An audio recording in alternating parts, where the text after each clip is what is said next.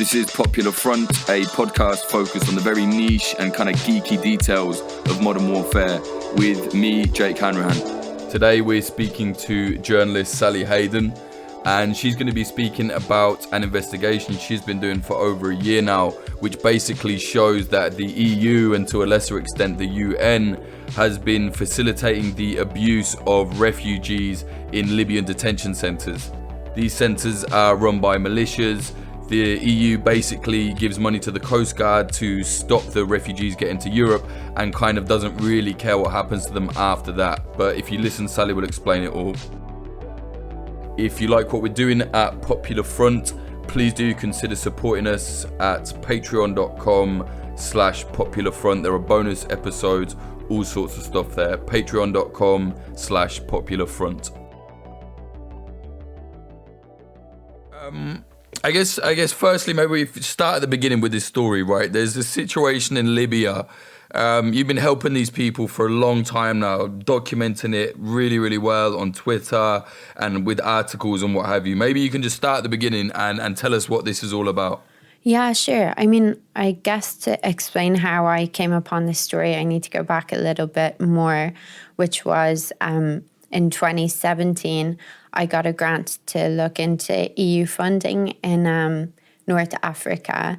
So specifically, there's this, what's called the EU Trust Fund for Africa, which is a multi-billion euro fund effectively aimed at kind of preventing migration to Europe by, both increasing border security in a lot of countries in Africa, and also they have kind of like livelihood programs and things like that. So I went to Sudan to partially to look at that, and also just to look at what the situation was in terms of refugees and migrants trying to get from there to Europe. As we all know, there was what they call the migration crisis around 2014, 2015, 2016, when more than 1 million refugees and migrants came to Europe looking for safety or looking for opportunity as well. And so this fund came out of that. So I went to Sudan and I ended up reporting on something a bit different, which was allegations of corruption in the United Nations Refugee Agency. And what I was being told there was that refugees there were being asked for tens of thousands of dollars to be resettled to a safe country. So essentially it was difficult for them legally to get to safety. And so they were turning to illegal routes to try and get to countries like European countries. And so that story came out, and the resettlement program actually ended up being suspended, I guess, as a result of the investigation into corruption there. But because of that, a lot of refugees in Sudan knew my work. And so, so my name would have been pretty well known. So last September 2018, I was at home in London, actually, and I got a message from a refugee who said he was locked up in a Libyan prison and that war had broken out around them, and that there were 500 of them, men, women and children, who had all been abandoned, and that before this they had been detained. They had all tried to get to Europe. They had been caught on the sea, brought back, locked up, and now abandoned without food or water in the middle of a war zone. And so for me, I kind of was thinking, wow, can this be real? I really wasn't sure. And so I did everything I could to verify it. I contacted sources in Tripoli. I asked them, was there really a war? Was this place inaccessible? Is it possible that there was what they called a prison, or I'd find out was a detention centre there? And it turned out the whole story was true. And so I guess that's kind of a long-winded way of explaining how I came into this, which is finding out, which I kind of had heard about already, but I wasn't really aware of the scale of this, that tens of thousands of refugees and migrants have been on boats that have been intercepted by the Libyan Coast Guard, who are supported by the EU for the past 2.5 years, and brought back and locked up indefinitely in Libya. And so, I mean, after I put that, as you said, I put it on Twitter because I'm a freelancer and I didn't have an immediate publication, and I really wanted to get help for these people. And I also contacted organizations on the ground, but they all said it's too dangerous. They couldn't get to them. So I started publicizing it, and also started publishing articles, and my number ended up being passed around a lot of different detention centres. So within a week, I was being contacted by people from, I'd say, 8 or 9 different detention centres who were all looking for help. They aren't allowed to have phones, so the phones were hidden, and they'd like message in the toilet, message under a blanket, stuff like that. And yeah, we're basically just calling out saying that nobody had been listening. No one knew that this was happening and that they were in a life or death situation and needed help. Right. So let's just scale back a minute. When you said they were abandoned, they've been abandoned and they're stuck in this prison. What do you mean abandoned? Abandoned by who? So what happened in that particular situation was that there are Libyan guards who are supposed to be guarding them. And the detention centres, most of them are officially run by the Department for Combating Illegal Migration, which is associated with the Tripoli-based Government of National Accord, the UN-based government in Tripoli. And so there are Libyan guards who are guarding them, who, run the detention centres, usually members of militias in actual fact. And so these guards, I don't know, did they go to join the fighting or did they run away? But either way, they had left. And so what happened to that group kind of like highlights the problem with this story of detention centres, in that, in one sense, the human rights abuses that happen inside them are so atrocious and so horrible. But in another sense, the people who are inside the detention centres actually don't want to be outside, because the risks to them outside they often see as being even greater, that they could be kidnapped by traffickers, taken by militias, just killed in the streets. So what had happened was that it was around 500 people were just staying inside this, what they called a prison, this detention centre, and too frightened to go out. And there was fighting on the streets outside them. They sent me photos proving that. Right, and these centres are run by the UN, basically? No, so the centres are run, ostensibly they're run by the Government of National Accord. So the Department for Combating Illegal Migration is associated with them.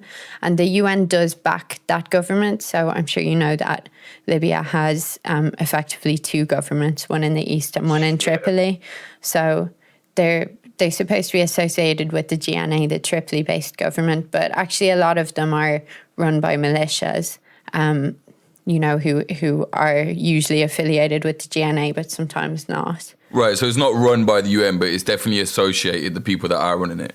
Yes, they're associated, and also the UN works in some of the centres, though they don't always have access to the centres, but they are, they do kind of provide aid and sometimes do evacuations. And that's also one of the arguments that the EU makes. So the EU, because it's involved in effectively returning people to Libya, when you ask it about how, it could be responsible for these gross human rights abuses that are happening in the detention centres, it'll say, well, we are also funding the UN to try and provide aid and improve the situation. But actually, the UN doesn't always have access, and also the amount that they can do is incredibly limited anyway. Wow. And maybe you can explain this, the conditions inside these detention centres. How are these people living? You said they're hiding in there, but certainly from what I saw in your thread, things are bad, right? Yeah. So there's always around, I'd say between 4,500 and 6,500 people in what I call the official detention centres, the ones run by DCIM. And as you said, the conditions are really, really horrific. And it's kind of strange because it's just like recounting a litany of horrors, basically. And depending on the detention centre, there can be different major risks. Like in some of them, they might go days or even weeks without food or without water. In others, there might be a tuberculosis outbreak. So people could be locked in a room with people who are infected with tuberculosis and not given any fresh air. And, tuberculosis spreads, it can spread quite quickly in those conditions. Or in one detention centre called Zintan, 23 people died within about 7 or 8 months this year, between last year and this year. And that was because there weren't any hospital referrals. They weren't getting proper medical treatment. And yeah, they were effectively being left to die. And in others, people are really abused by the guards. So the guards or the management might be quite aggressive. They might just deny them things to punish them, basically. In some of them, there's a lot of torture. If they're suspected of speaking to people outside, or even if they speak to visitors, like visiting diplomats or visiting humanitarian workers, they might be tortured afterwards. One detention centre, a man set himself on fire last year, and he died as well. So, yeah, it's strange because it's hard to sum up, all the things that people have been victims of. But yeah, like you can imagine. Right, but so I know you said that you don't run this, they're linked to it, but surely are they not aware of this? Like, they're basically backing up the people that are meant to be looking after the people and, like you just said, torturing them inside these jail cells or these detention centres. Like, are they even aware of this? Yeah, I mean, the EU say that they advocate for the detention centres to be closed, and the UN say that as well. But I mean, of course, if the EU are supporting returns to Libya, then, they're not really, like, they're the reason that these people are in these detention centres.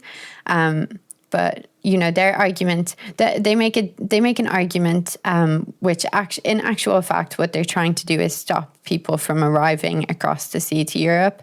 But their argument is that they're trying to save lives because ships might sink in the Mediterranean. So what they can't do is use European vessels to return people to Libya. So the way that they've got around that, and because they can't do that under international law, the way that they've got around that is by supporting the Libyan Coast Guard instead to do the interceptions.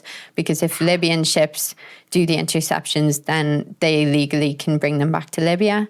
And the EU does use aerial support. Like, it does have other ways of telling the Libyan Coast Guard where the ships are so that they can be intercepted, but it doesn't actively, do the rescues. It'll make sure that it's Libyan ships doing the rescues. That sounds to me like the EU's idea of supporting these migrants is actually saying, like, you guys do the dirty work for us, just so these people don't actually end up in the areas where we have control, i.e. Europe. I mean, do you think that's unfair or what? That's what it sounds like to me from hearing this. No, I think that's exactly what's happening. It's unbelievable. And what kind of things are these people saying to you? You said they're calling you and asking you for help and what have you. What are they asking for? I mean, what can you do?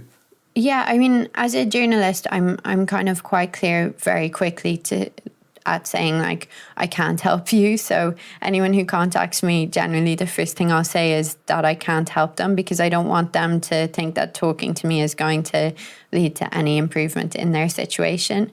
But actually, a lot of the people that I was speaking to and still speak to, they say that they haven't been able to get information out in such a long time, that nobody's been listening to what's happening, and that they feel like it's basically an out of sight, out of mind situation. And so they just want the stories told, and they're willing to take risks, and they have taken risks because people have been punished for being suspected of having spoken to me. And they are quite aware of that. But at the same stage, if someone's contacting you and says, I want this story told, then you talk through the consequences, but you also kind of have a duty to help with that, I think, as a journalist.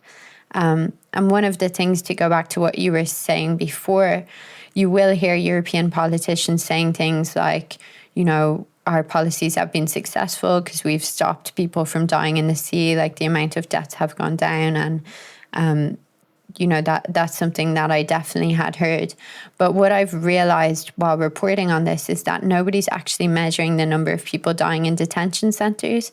And so the people that I interview who are still detained, they say, I'd rather die quickly in the sea than die slowly in a detention center where some people are locked up maybe for a year, maybe for 2 years.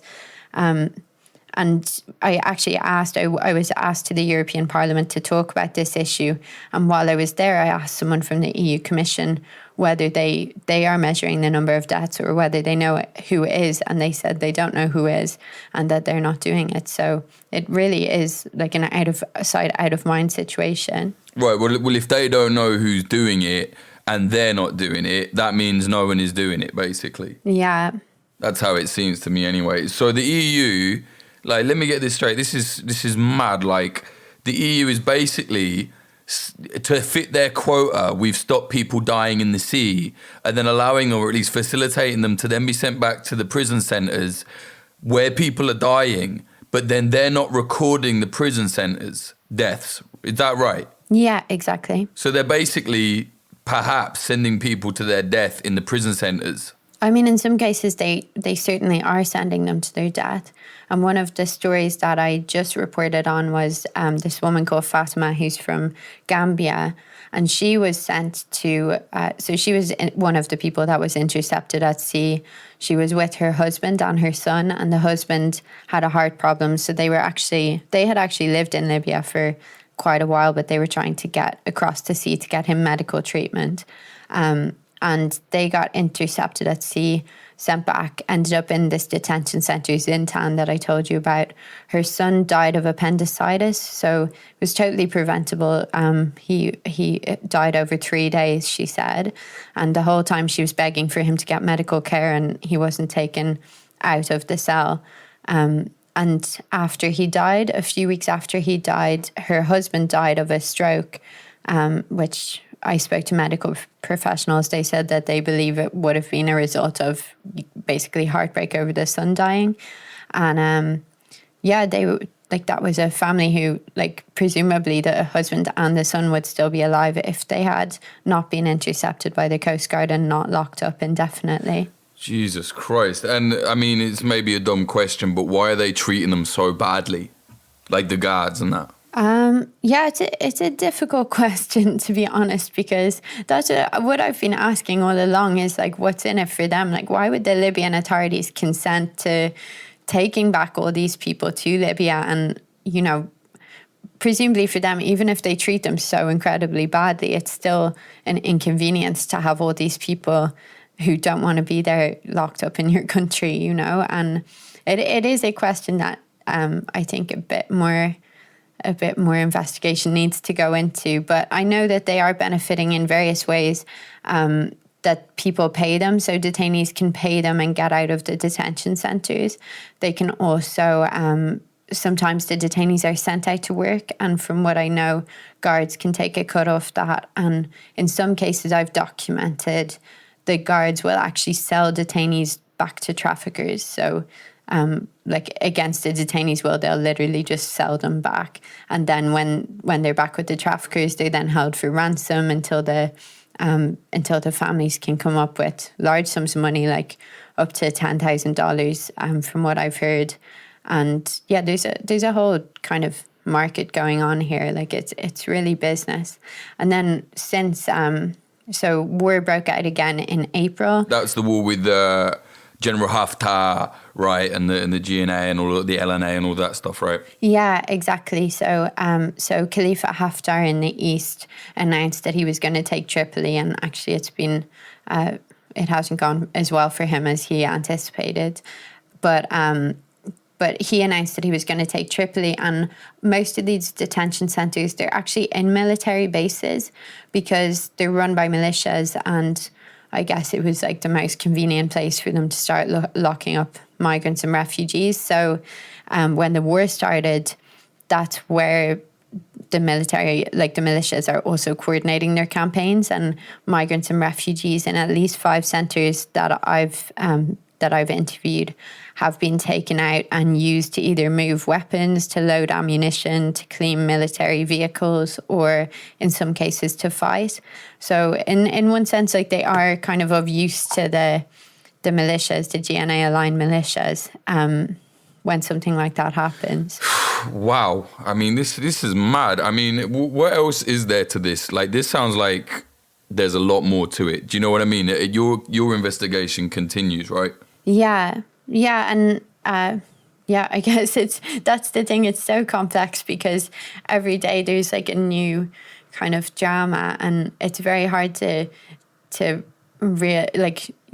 was hard for me at the start to realize the role that Europe is playing in this, and how willfully they're kind of ignoring the consequences of that. And I've actually been speaking to Libyans lately, and I think it's worth saying, you know, in stories like this, like Libyans can be painted as being really terrible. And I've been speaking to Libyan aid workers, and they, like, some of them have been telling me they're really trying their hardest to get access to these detention centres and to help the refugees and migrants. But the problem is that they are being run by militias, you know, and the militias are dangerous, and the militias would threaten Libyan aid workers as well as everyone else. Right, and they're making money off of this as well, as you said, you know, in times of war, you know, disgusting as it is, they're going to keep making their money if they can, right? Yeah, and I think that there's also questions to be asked as to whether this kind of EU deal is actually bad for Libya generally as a country, because it is empowering militias rather than kind of the good, you know, good people who are trying to make the country better. Jesus Christ. But again, this all seems to be like the EU just saying, well, it doesn't matter so long as they then don't end up on our shores, basically. Yeah. I mean, it's very hard to argue with that. It's like the same reason. I remember when they gave Turkey something like £1 billion or euros or whatever to, you know, build up these other detention centres in Turkey, so-called detention centres. You know, I've been in one of them, as you know, not the prisons. I'm on about the deportation prisons, like where they hold the migrants for months on end without telling them anything. There is serious abuse going on in there, and you know, I've seen it, and they are not detention centres, you know, they're prisons. It's just like, I don't know, man, the EU make me sick, honestly, they really do. It's one of them ones as well. Back home, people are like, well, it gives us this, that and the other, and it fixed the roads, but it's like, well, what about these migrants that are dying in Libya, man? I don't know, it must make you frustrated, no? Yeah, it makes me frustrated, and it's been very difficult because it sounds so naive, but when I started working on this, I was like, oh, people must not really know like the full consequences, like the full detail of what's going on. But I think more and more I'm realizing that the important people do, but they're just not really, there isn't a political will to change this. And I guess because, you know, anti-migration, anti-immigrant sentiment has spread across the EU and threatened a lot of the governments, like there is really big desire to just stop the number of immigrants and stop the number of refugees and migrants. And yeah, it's difficult. I think one of the things also that has to be mentioned is the fact that the EU will say that they're supporting the UN to run an evacuation program.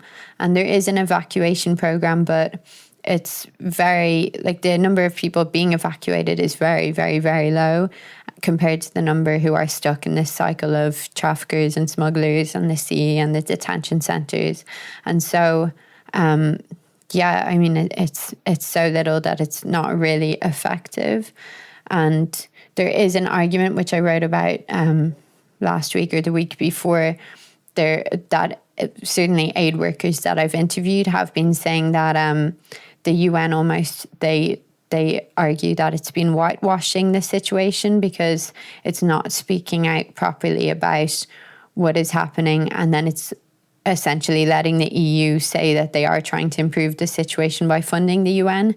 And yeah, they argue that the UN should really be standing up a lot stronger and refusing to kind of participate in this system that's really just so horrific.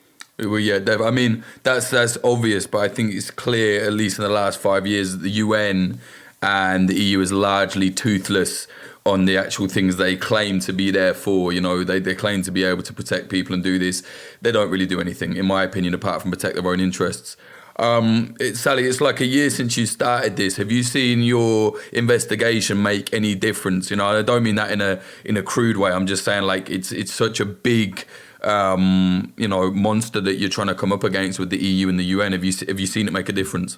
It's hard to say, to be honest, because like right at the start, when I started reporting on this, I think it was about a week or two after I started, the UNHCR, the refugee agency, they released an updated report saying that they no longer supported returns to Libya, and they actually cited some of my reporting as part of that, and that kind of made me feel quite positive that things might change. Like, not just me, of course, like other people have been working on this issue too, but I thought that maybe something might happen. But yeah, since then, really not that much has changed at all. And even like some people have been evacuated, some of my sources have been evacuated, but the problem is still exactly the same. And, it's really difficult. So.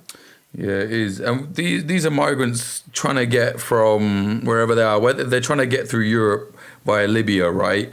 Yeah, and maybe I should clarify like which kind of groups are there. So most of the people that I've been speaking to, they're Somalis, Eritreans, some Ethiopians, people from Darfur in Sudan, and they come from what I recognised as kind of refugee-producing countries. So they'd be more likely to actually get asylum if they applied for it. They're fleeing wars or dictatorships, things like that. There are others that come from countries in West Africa, like Nigeria, Gambia, Sierra Leone.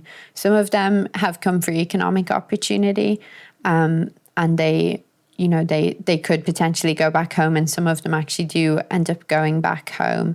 So it is a mix. But the real problem is obviously for the ones that can't return home. They're the ones that are just stuck in this cycle indefinitely. And one of the questions that I've got asked when I've been speaking to people about this is, why do people keep going to Libya? But from my knowledge, there aren't that many going to Libya now, but the ones that are there have actually been there maybe for 3, 4, 5 years. And because when they get to Libya, they get held by smugglers, sometimes for up to 2 years. They're often sold between the smugglers. They can be tortured. The families have to raise massive ransoms. And it's only at the end of that process that they're allowed to try and cross the sea to get to Europe. And that's the point when they get intercepted now. They usually get intercepted by the Libyan Coast Guard. So at that point, then they go to the detention centres, and they might spend another year, 2 years in some cases, now longer in detention centres. And so it's actually this very kind of lengthy process, and it can be hard to differentiate at this stage between, the people who have come from West Africa and the ones who have come from the refugee, what are called refugee producing countries. But yeah, there are some that they just can't find any way out. Right. And do you know much about these? From what I understand, correct me if I'm wrong, but there are basically like open air, essentially slave markets in Libya, or at least this was a few years ago when I looked into it. When you say they're getting taken by the traffickers, is that where they end up? Yeah, I mean, I've heard about that from even people that I've interviewed, and I definitely saw the CNN video from a few years ago.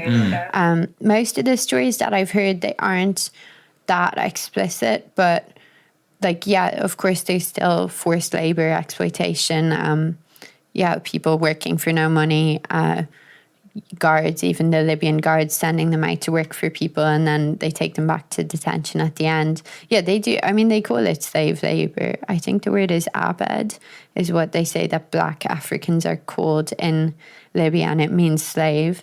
And the women as well, I should mention that there are a lot of women in the detention centres. Like, you never really see pictures of them because it tends to be more dangerous for them to be identified. And, they're also just a lot more worried about it. But women, I've heard a lot of stories where women get taken out to work in the houses of guards and then end up getting raped while they're there.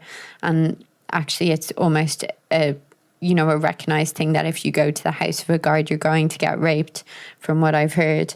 But they sometimes can't find a way out of it, or else maybe their children haven't eaten for 2 weeks, even though they're inside a centre and they're told this is the only way to get food, things like that. So, yeah. Jesus Christ.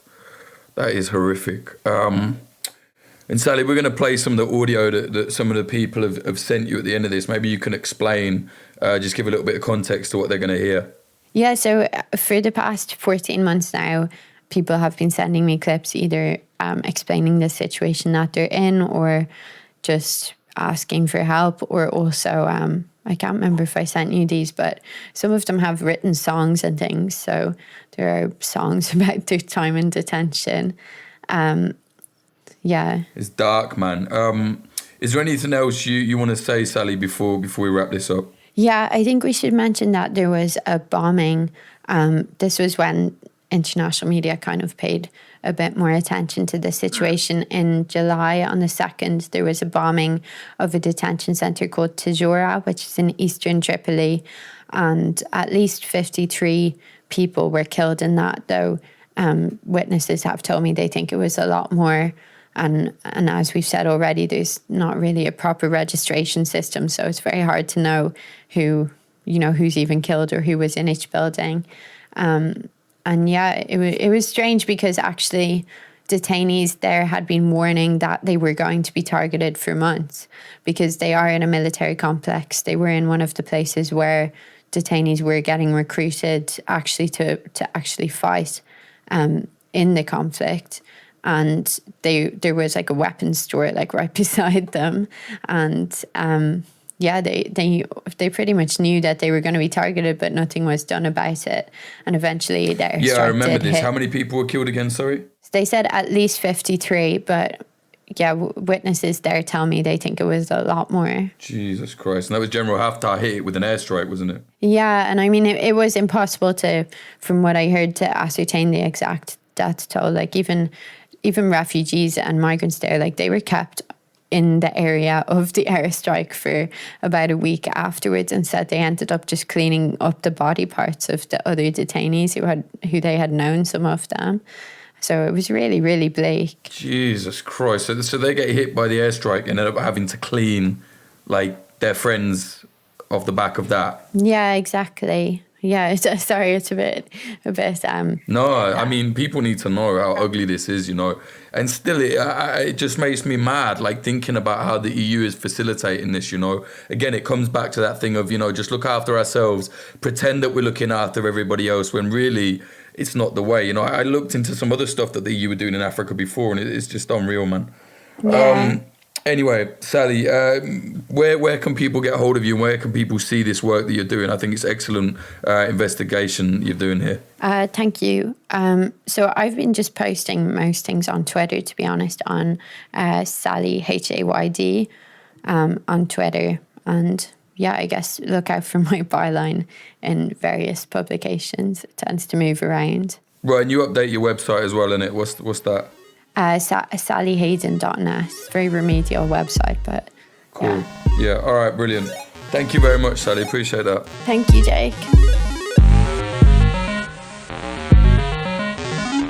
That was Sally Hayden speaking about the facilitation of abuse of refugees by the EU and the UN in Libya. It's a very fucked up story, and one that definitely deserves a lot of attention. Like I said in the episode, if you listen through to the end of this or skip past the outro here, we will include small snippets of the audio, some of the audio that the prisoners, the refugees that are getting abused, have sent to Sally. One you can even hear basically in the midst of an airstrike, the Haftar airstrike that Sally spoke about. It's dark, but these things, I think you have to hear them. You have to know what's going on. This episode was sponsored by thedefensepost.com, defense with an S. Check them out for reportage on the world in conflict. And if you like what we're doing, please do consider supporting us. This is all grassroots. Go to patreon.com/popularfront. You will get the episodes before anyone else. You will get bonus episodes, of which now there were like 41, 42, I think, or 40, I don't know. There's a lot going on there, and also we put up video snippets now and then. You get to see the documentaries before other people, and if you want, you can go for the $10 and join the Discord, which has become this real kind of hive mind of research. Loads of different people from all over the world contributing to some interesting projects via Popular Front. Patreon.com/popularfront.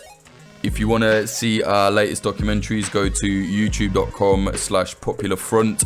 Subscribe, hit the bell. The Hong Kong documentary will be out by the end of the month, hopefully. I've got a lot of work on, so, everyone's saying, oh, where is it? Well, mate, it's just me. So, yeah, hopefully it will be done. It should be done. It's on its way. But, yeah, youtube.com/popularfront. On Twitter, we're at popularfrontco, or you can follow me, Jake_Hanrahan. That's spelled HANRAHAN. Instagram, it's instagram.com/ popular.fronts. Now you will have to search the whole name. If you just put popular like front, it won't come up. You have to put in the search bar popular.front, because we are shadow banned again by Instagram, which means basically they make it very hard for anybody to find your page. You don't show up in search results unless your whole thing is typed out. You don't come up in suggestions. What they do is they basically, hit you and say you're bad when we don't like you putting your content up, but it's not bad enough for us to ban you. So we do this sly snake thing that they do because they're fucking awful and owned by the devil Zuckerberg. But there you go, Instagram.com/popular.front. If you can't find that, it means we've been banned. The backup is popularfront.co.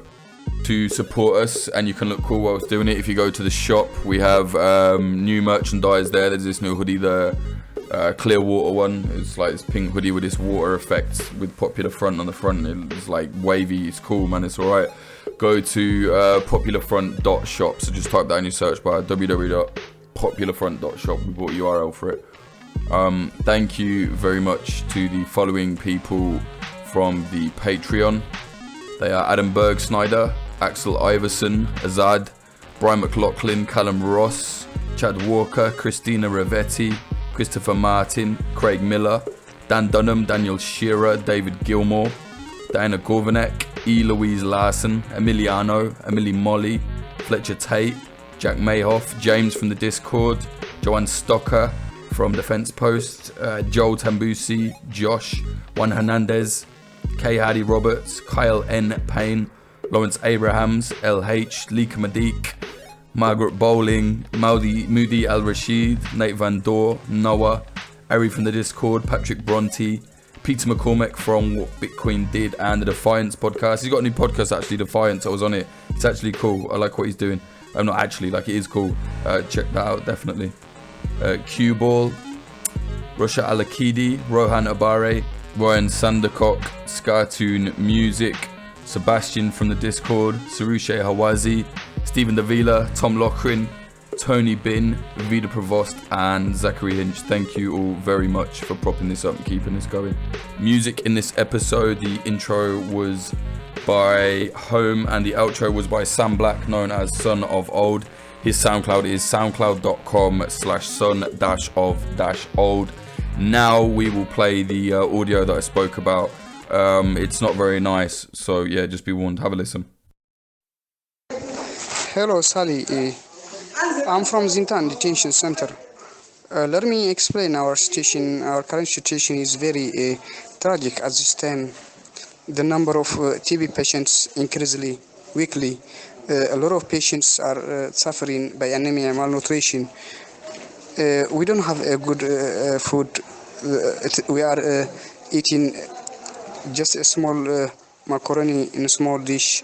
It is very poor quality. So there is nothing is changed from the past months. Even the number of died patients are increasingly to 23 within the past months. Now one guy is died when he is referred in the Tripoli hospital. When he referred from the Zintan, that means he died before a week ago. So the number is increased to 23. Our station is very, very hard from time to time. We are asking and urging for relocate from Zintan, but nothing response we get from DNSR or IOM. Just everything is voiceless. Our voice is voiceless. So all people is in huge tension. They need to relocate from Zintan as soon as possible because the situation is very, very terrible. We are all spoiled in TV because in every week when they make a check, just they resulted them TB. So every people are in his tension. We are too afraid. We are in a terrible condition there.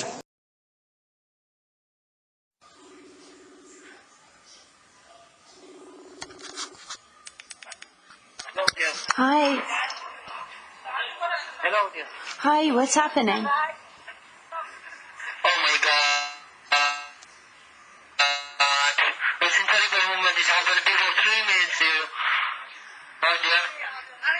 is a circle. There is a strike around the biggest door. It was close to you. Was anyone hurt? All the windows is going to be broken, and our work.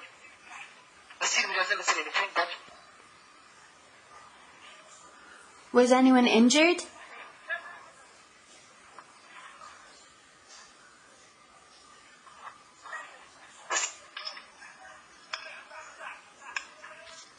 Was anyone injured?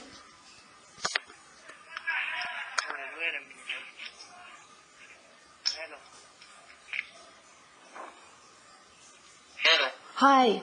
They are coming. The police is entering to this house. Sorry. Okay, don't worry. Wait a minute. Okay. I'll call you later, okay? Okay, bye. Okay. They are going to be praying for us. Okay, praying for you, yeah. Oh my God. Close the door. Okay. Just close it first.